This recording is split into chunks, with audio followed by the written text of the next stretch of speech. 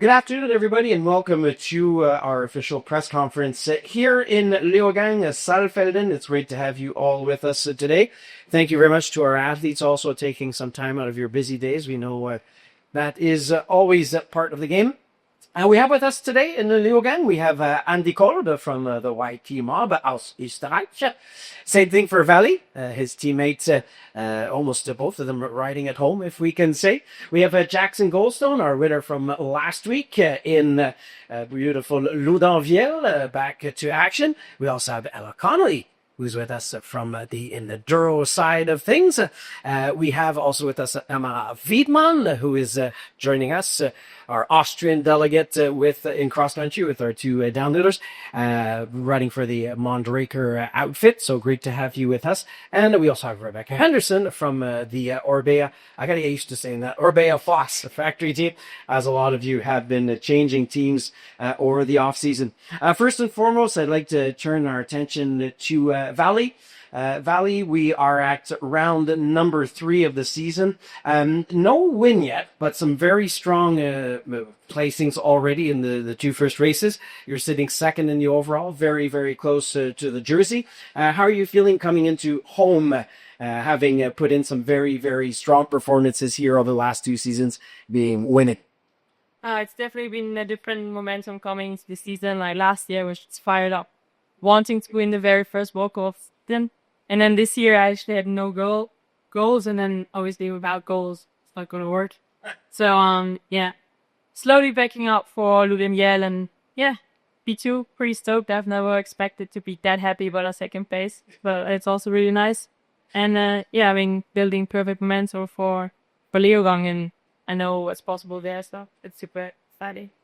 You guys had a very, and I'll ask Andy the same question. You had a really interesting morning because you met some of the kinder, some of the young kids from around here. That must be a pretty special moment also, as you're inspiring. You are the present stars of mountain biking here in Austria. What was it like to spend some time with the kids this morning? Yeah, that was super cool. I think it was just nice to see how much they were into it. At the beginning, I was super shy and didn't want to say anything, and then in the end, they had still so many questions left, but we had to finish. So that was super cool, and yeah, just good to see there's a lot of kids fired up for our sport, and generally they're more into skiing, I think, the kids which were here, but you can see the sport is growing in our country. The last 2 events, Andy, you were straight through to the finals through Q1, and you're still looking for that big run to put you on the podium this year. But are you relatively satisfied with the way the season has started? I would not say satisfied. I feel Poland would have been quite a good one. I was on pace for a top 5. And Loudanvielle, I just couldn't find the pace all weekend. I struggled on Friday with bike setup, and then I found it on Saturday, but it was nearly too late already. And then I was leaking of fast runs, and I tried a bit too hard on Sunday and just made so many mistakes. Not very satisfied, but I know the pace is good. The bike is good, the team is good. So I'm just going to wait for the first run to happen, which I'm going to be satisfied with. Question for you, and then back to Vali on this one. It was a memorable day for Austrian mountain biking 2 years ago when both of you won on that day. Racing at home must always be very special. 100%. Yeah, it's just something different. Today, track walk before, I was already excited. I'm like, I can't wait to walking into the finish area. They got goosebumps. So, yeah, I'm more fired up than ever and can't wait. Vali? Oh, same. I mean, when Andy and I won there 2 years ago, it was like, it felt like a national holiday last night. I'm surprised there isn't one yet. Yeah, I'm still waiting for it though. So, no, it's pretty cool and exciting. And I also feel like that now after that win, there's so many more people coming, more spectators, there's more media attention. So it's nice that we managed to lift up the score a bit more in Austria and just try to continue that. Tamara, a question for you. You saw what happened 2 years ago. You're a young Austrian rider in a different discipline, but still a lot of success in the last years with Andy, with Vali, with Laura, with Mona. How does that inspire you as a young Austrian rider? Yeah, for sure. That's a huge inspiration for me. And yeah, I feel like we're all pushing each other, and that's also maybe why we're successful, because you also want to show what you're capable of, and yeah, for sure that helps a lot, and it's cool to share these moments with other Austrians. Well, talking about Austrians, you are on a new team this season, a transition you made over the winter time. You're riding with a very strong Austrian rider. How is that relationship working out? Does Mona help you a lot with certain sides and you help her with other sides? And so Mona and me know each other, yeah, from the beginning of racing, and that's why it was like we've already been teammates kind of before in our local club, so it was nothing new, and we just, like, as I said, would say push each other to be the best version on each of us. So that's really cool. Mona has this thing where she doesn't really idolize other people. She really tries to focus on being the best person she is as Mona. Do you kind of follow that same type of psychology? And a little bit, like, I try to focus on myself, but I would say I'm still a very open person, and I look around and have friends, and we also share thoughts and, yeah, push each other on the course and stuff like that. So I'm in between. That's good. That's good. Jackson, last weekend, it finally came together after almost 2 years. 6th of October 2023 was the last win. That must have been a moment that took a lot of weight off your shoulders. Yeah, I definitely took a lot of weight off my shoulders there. I wouldn't say the weight got put on my shoulders in Poland, but, with the pace this year and the new format and everything, you don't have that many races to mess up for if you want a chance in the overall. So, that was, not ideal in Poland getting 20th. I was hoping for better, but, it was a really, really good feeling to bounce back and get back to the top step. A lot of people were saying during your hiatus while recovering from injury, he's young, it won't be a problem for him to come back and all that.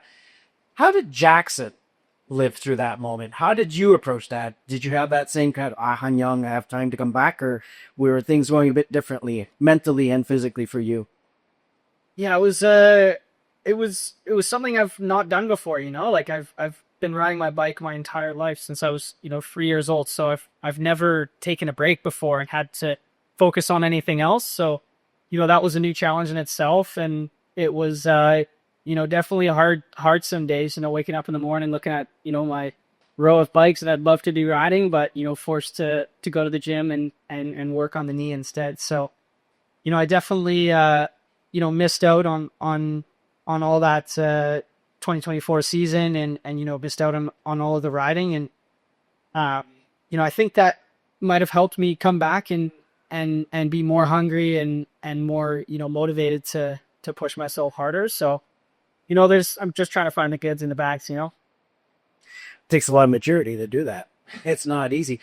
Same question to you, Rebecca. It's been start to the season where unfortunately you had a bad crash at nationals, which was still rewarding because you won the national title. How has it been for you mentally? You've been very public about it on social media. It's a steep climb, especially you've changed teams. Everything was so positive. How have you been dealing with that? Yeah, big question. Yeah, and in May, March, I crashed at the nationals and fractured my thumb and my shoulder. But honestly, that was like, you have my heart going a lot at the moment to talk about this. Yeah, and then physical injuries are quite relatively easy to overcome in general. So physically, I'm quite okay, and to deal with that physical injury was, it's 4 weeks on the trainer. You have a progression. But yeah, I recently kind of opened up about my mental struggles and really high anxiety and mental health issues that, I've been working through, and it's something I've had to apply my athlete mentality to day in, day out. working. So yeah, it's the crash at nationals just added to a situation that I didn't need at all. But yeah, I'm here and I'm relatively healthy, and I feel a lot better for sure. You were saying something before the press conference that I found very interesting. You were solution driven in Nove Mesto to change like equipment and all that. I guess that is also a good way to approach a return to racing, is be more solution driven. Yeah, for sure. I mean, as you get older, you know, I've been racing World Cups since 2010. I have a lot of experience, and I know that it's very rare that you are at 100%. And I think people think it takes that being at 100% to win World Cups, but the World Cups I won came after like a huge trauma for me as well. So we're actually very often not at 100% and just doing the best we can. I think, at the moment I am making compromises. I have my lockout, my drop out, my shifting, everything is on the right side, and, you know, I still can't really use my left hand. But I mean, the life that I've been living the last number of years, physical pain is actually something that's relatively easy to deal with. So yeah, I mean, but racing is also something that keeps me going, gives me a huge amount of purpose. And I think, we're all just learning and growing as people, aren't we? Absolutely. Ella, you took your first victory of the season by crushing, we may say. You won by over 40 seconds over Morgan Shaw, was one of the local favorites last week. Have you taken time to kind of sit back and analyze how that day went? Because you were dominating. You won 4 of the 5 stages. Something was clicking. Yeah, I mean, I came into the season kind of knowing that I had the pace to fight for the wins, which for me was quite a new feeling. So it came as almost a bit of a relief to win last weekend rather than being a surprise. So this week, I think it's just given me a bit more confidence, heading into the next race. In regards to this season, you've been the perfect example of consistency. In 3 races, you've finished twice second and you've won, which has given you a not a substantial lead in the overall, but must have brought you to a level of confidence that if you do stay healthy and you do keep on riding like you are a definite contender for this year's overall. That's one of my goals for this season is the overall, but we're all human, and, you know, like injuries, illness are all part of being an athlete as well. So yeah, we'll see what happens. It's a really, really intense season this year with so many back-to-back races. I think this is our 4th race in 5 weeks now for Enduro. So yeah, just trying to stay on top of staying healthy is not easy. Absolutely. Vali, back to you. In your documentary, we talked about it earlier this season.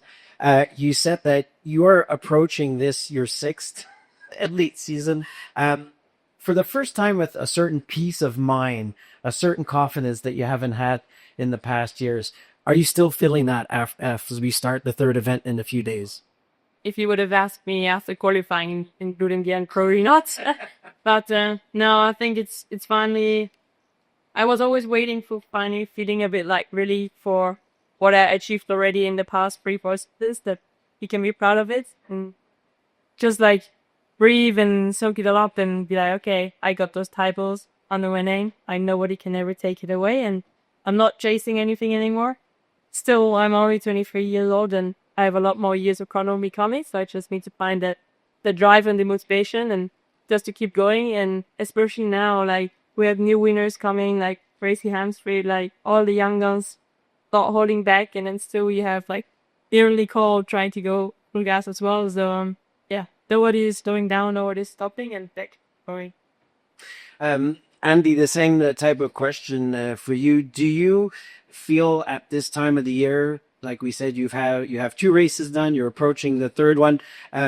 Do you still had a very strong season last year? You only had 2 podiums. You won European championships. You won national championships. So there is still some consistency, even with the peaks and valleys.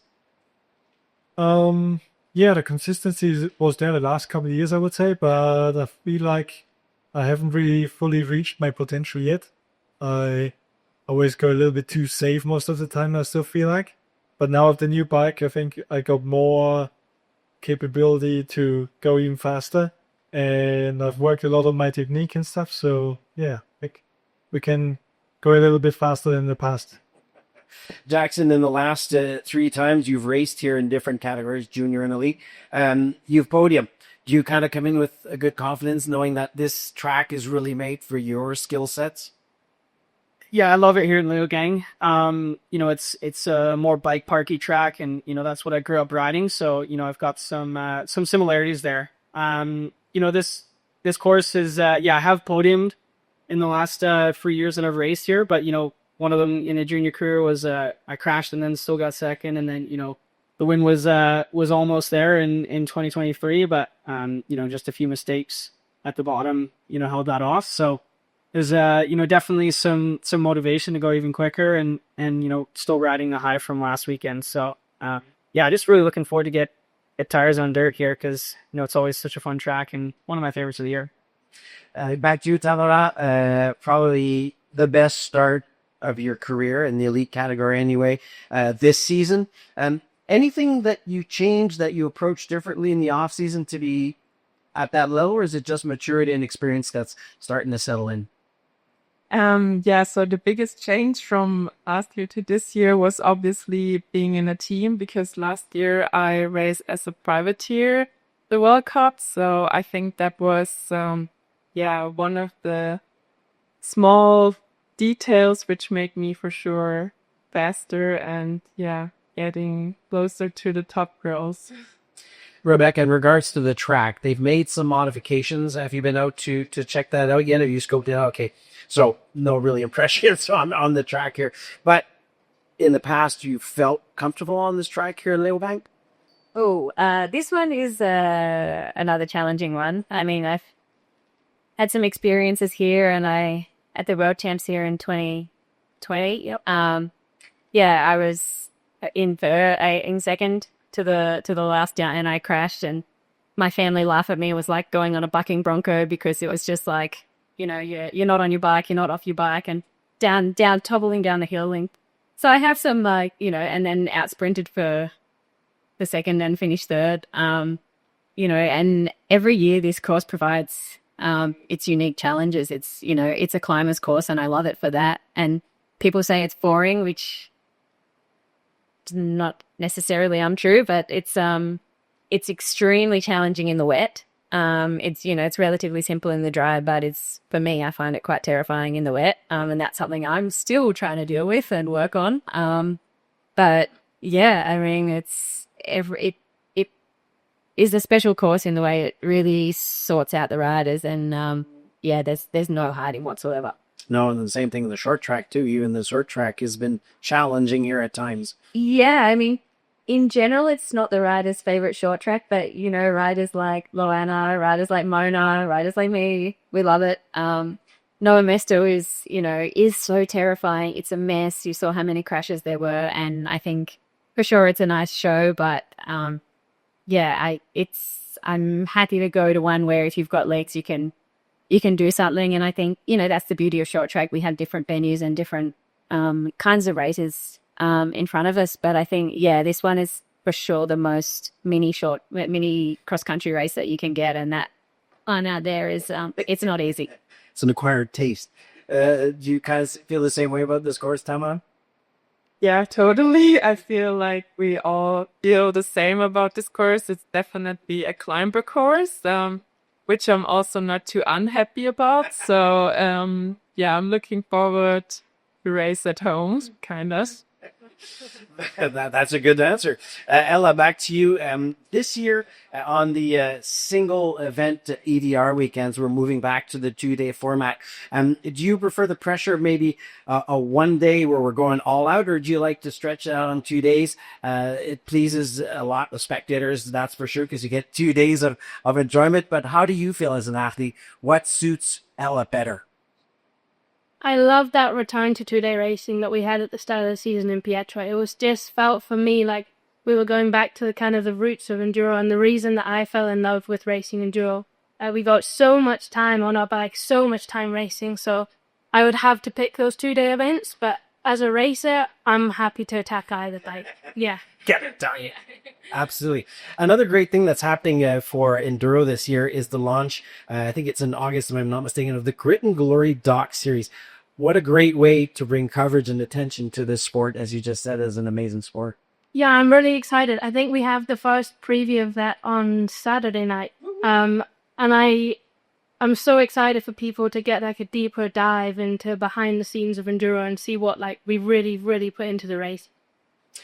Jackson, and also for Andy, same question I asked Vali, or actually she answered it before I even asked it. Some new faces coming into the game this year. How are you guys feeling that? Do you feel more pressure that we got some of these younger riders putting in some really, not that you're old, but you understand, some new faces, some guys that have, Nathan Ponvian last weekend, that was just, what? So is that something that you guys pay attention to as riders that have, I would say, accomplished to a certain extent? Yeah, for sure. I think, it's always cool to see every year the juniors getting faster. I think me and Jordan definitely, we're starting to raise that bar as well. And then, seeing riders like Asa and then the Allron brothers and the field's just getting deeper and deeper for the juniors. And then, to see Nathan come up and get a really good qualifying result and then back it up on the race run was, super impressive. And, he's not riding for a big team at all. And it's an amazing result for them. So, yeah, it's cool to see that they're, getting faster and the field's getting deeper. But, I wish we maybe had a few more years before they came into our class. And the same question. Yeah, I fully agree with Jackson. I mean, a couple of years ago, it was all about Jackson and Jordan, and it's just Jackson, Jordan all the time. And now you look at the junior field, it's like so many kids, like Bodie Burke last week. Oh, wow. That run was incredible. I couldn't believe it. He was flying. And, I mean, Asa, Aaron Brothers, Ollie Clark, there's so many names now. So, yeah, definitely keeps us on our toes. Absolutely, and it makes the racing so much more interesting. For you, Andy, when it comes to racing this weekend on this track, you've raced it many times. Are you gunning for a very dry course or something a bit more on the damp side? Tricky question, actually. I would say fully dry or fully wet. One of those two would be the best. It's pretty cool in the wet. Vali? Same thing for Jackson? Yeah, I think I agree there. When you get those mixed conditions of, a wet track that's drying up, it starts to, harden and get super slippery. It turns into peanut butter, especially the bottom woods. Yeah. I've experienced that as a junior here. So, yeah, I'm either going to go full wet or full dry, but, I'd rather be riding in a jersey instead of a jacket. So I'm going to go with the dry one. Okay. Ella, you have a lot of work to do over the numerous stages here. You've ridden here before. You scoped them out. What were you preferring this weekend? Because you do have a variety of terrain to ride over the day.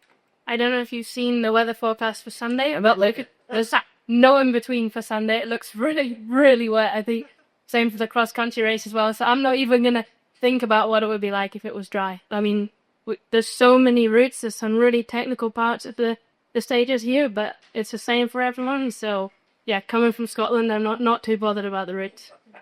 Well, you ladies made it very clear what you preferred on the cross country course. What would you say, Tamara? What would you add to that? So I would prefer rain, but for my parents coming to watch the race, I want it to be sunny because I don't want my parents to stand in the rain. So that's what I was thinking.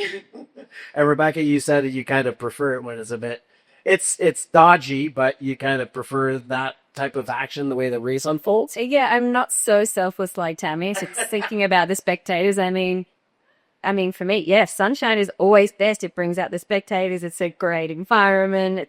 You get sun on your skin, and I'm Australian and I live more or less in Spain. So I don't know what winter is and I don't really know what rain is. So, you can ask them about winter, Paula. Please, all like 15 years racing and I still need more advice on how to ride fast in the wet. Well, take part in the Enduro World Championships or ride in Poland at the start of the season. You'll get the bit. All is good. All is good. Thank you very much, guys. Have a great weekend and give us some great racing. Cheers.